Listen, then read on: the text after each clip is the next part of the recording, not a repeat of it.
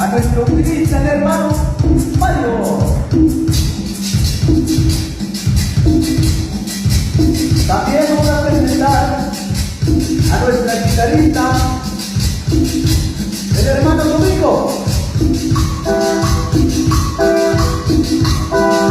Y ahora, nuestro bajista, el hermano Balbi.